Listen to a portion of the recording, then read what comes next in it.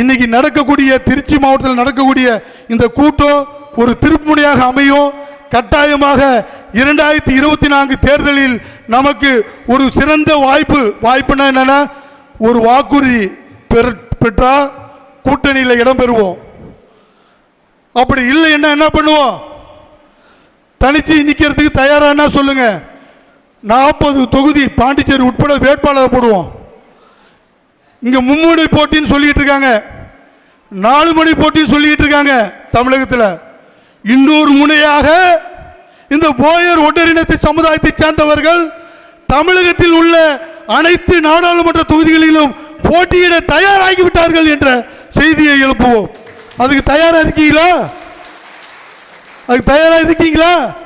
வார்த்தையா சொல்லக்கூடாது, வார்த்தையா சொல்லக்கூடாது.